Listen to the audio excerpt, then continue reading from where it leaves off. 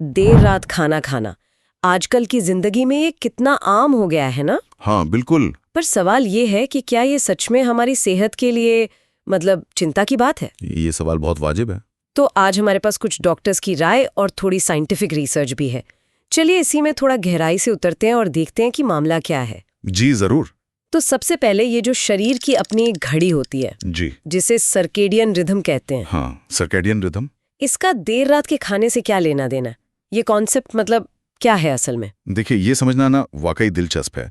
हमारा शरीर दिन और रात के हिसाब से अपने सारे काम तय करता है। अच्छा। जैसे पाचन है, नींद है, हॉर्मोन्स का बनना, सब कुछ। हम्म।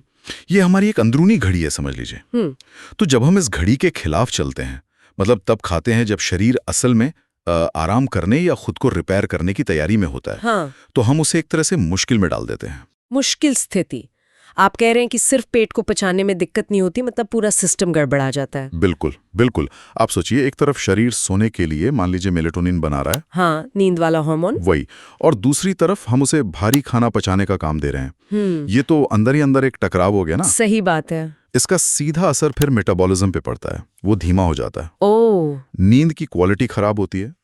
और अगर ये लंबा चले तो इम्यूनिटी यानी रोगों से लड़ने की जो ताकत है वो भी कमजोर पड़ सकती है। और सेहत पर इसके क्या खतरे देखे गए हैं? मतलब रिसर्च क्या कहती है? सुनने में आता है कि इंसुलिन पर भी कुछ असर पड़ता है। हाँ, ये एक बहुत बड़ा खतरा है। कई स्टडीज बताती हैं कि देर रात खाने से शरीर की इंसुलिन सेंसिटिविटी कम हो जाती है। इंसुलिन सेंसिटिविटी कम होना, इसका आम भाषा में क्या मतलब हुआ? आसान भाषा में कहें तो शरीर जो है वो ब्लड शुगर को उतनी अच्छी तरह से कंट्रोल नहीं कर पाता।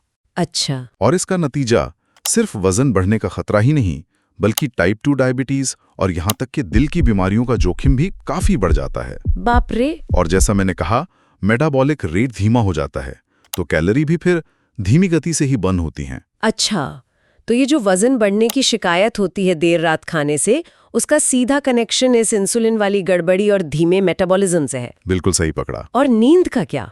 आपने मेलेटोनिन का जिक्र किया था पहले। हाँ, देखिए देर रात खाने से, खासकर अगर खाना भारी हो, तो मेलेटोनिन हार्मोन का बनना रुक सा जाता है।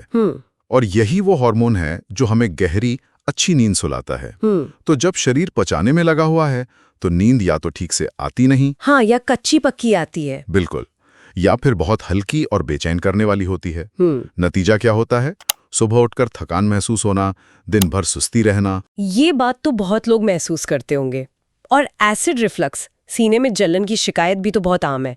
इसका क्या कनेक्शन है? इसका तो बहुत सीधा कनेक्शन है। जब हम खाना खाकर तुरंत लेट जाते हैं या सो जाते हैं, हाँ, तो पेट में जो एसिड होता है वो आसानी से ऊपर खाने की नली में वापस आ सकता है, ग्रेविटी के कारण। जी। ओके। इसी को एसिड रिफ्लक्स या आम भाषा में कहें तो सीने में जलन कहते हैं। हाँ। और अगर ये रोज की आदत बन जाए तो ये GERD यानी गैस्ट्रो एसोफेगल रिफ्लक्स डिजीज जैसी गंभीर समस्या भी बन सकती है। इसमें खाने की नली को नुकसान पहुंच सकता है। अरे बाप रे। और एक बात और, हाँ। रात के समय शरीर की जो गंदगी बाहर निकालने की प्रक्रिया होती है, डिटॉक्सिफिकेशन, वो भी धीमी पड़ जाती है। इससे सूजन और आंतों से जुड़ी दूसरी समस्याएं भी बढ़ सकती हैं। तो मतलब ये सिर्फ सीने में जलन या वजन बढ़ने तक सीमित नहीं है, इसके तो काफी गहरे और लंबे समय तक चलने वाले असर हो सकते हैं। जी हाँ। तो फिर इन सब जानकारियों का निचोड़ क्या निकालें? खाने का सही समय, आइडियल टाइम क्या होना चाहिए? देखिए, ज्यादातर हेल्थ एक्सपर्ट्स यही सलाह देते हैं कि शाम को करीब 6:30 बजे से रात 8 बजे के बीच में डिनर कर लेना सबसे अच्छा है। 6:30 से 8 बजे के बीच? हाँ, इससे क्या होता है कि शरीर को खाना पचाने और फिर आराम के मोड में जाने का पूरा समय मिल जाता है। और एक बहुत जरूरी बात, खाने के बाद कम से कम 2 घंटे तक लेटने से बचना चाहिए। 2 घंटे? हाँ, उस दौरान थोड़ा एक्टिव रहें। हल्की फुल्की सैर करना बहुत फायदेमंद हो सकता है। ये शाम 6:30 से 8 बजे वाला टाइम आजकल की भागदौड़ वाली जिंदगी में, ईमानदारी से कहूं तो कई लोगों के लिए मुश्किल हो सकता है। मानता हूं, ये प्रैक्टिकल चैलेंज है। तो अगर मजबूरी में देर हो ही जाए कभी, तब क्या करें? क्या कोई तरीका है जिससे नुकसान कम किया जा सके? हाँ बिल्कुल, रास्ते तो हैं। अगर देर हो ही गई है तो पहली कोशिश ये करें कि खाना बहुत हल्का हो। हल्का मतलब? मतलब जैसे कोई सूप पी लिया या सलाद खा लिया, खिचड़ी या सिंपल दाल रोटी।